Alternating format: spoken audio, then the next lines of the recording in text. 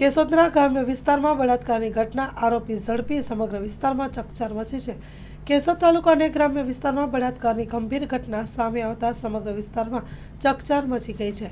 પીડિતાની ફરિયાદના આધારે કેશોદ પોલીસે તાત્કાલિક ગુનો નોંધી અને આરોપી ભરત ઉર્ફે ભૂરો કાંતિભાઈ ચાંચિયા, જેઓ પંચાણા રહે છે, કાયદેસરની કાર્યવાહી કરી અને ઝડપી પાડવામાં આવ્યા છે।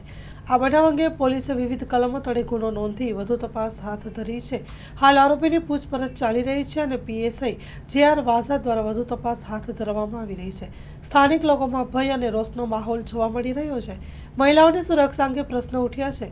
પોલીસે લોકોને અફવા ન ફેલાવવા અને કોઈ શંકાસ્પદ માહિતી મળતા તરત જ જણાવવા અપીલ કરી છે।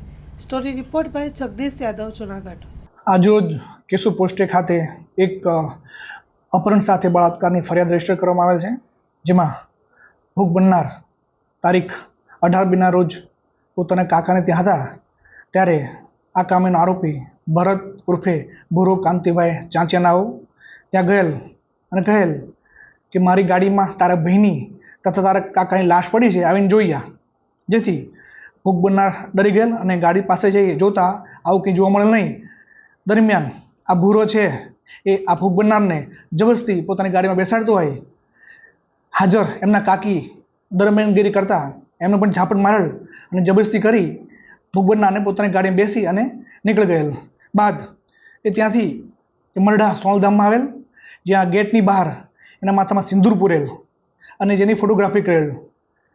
બાદમાં ત્યાંથી આ ભોગ બનનાર લઈ પંચાળા પોતાના ઘરે આવેલ અને ત્યાંથી મેંદરા ખાતે એક ફાર્મ હાઉસમાં લઈ જઈ અને ત્યાં ભોગ બનનાર સાથે વારંવાર બદકામ કરેલ હતું।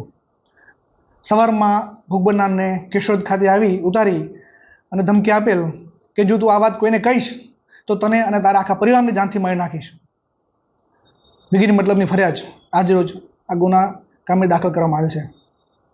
આરોપીની અટક કરવામાં આવી છે કે કેટલા આરોપી છે, શું છે? હા, બરાબર। આ ગુના કામે આ ભરતને હ્યુમન સોર્સિસ તેમજ ટેકનિકલની મદદથી અરેસ્ટ કરવામાં આવેલ છે।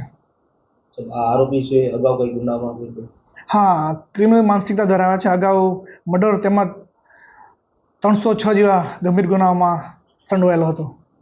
પરિવારમાં કોણ છે આરોપીના? એના પરિવારમાં એની એક મધર છે તથા 2 વાઇફ છે। હવે કેવી પ્રકારની કાર્યવાહી કરવાની? હવે આગળ તપાસ ચાલુ છે।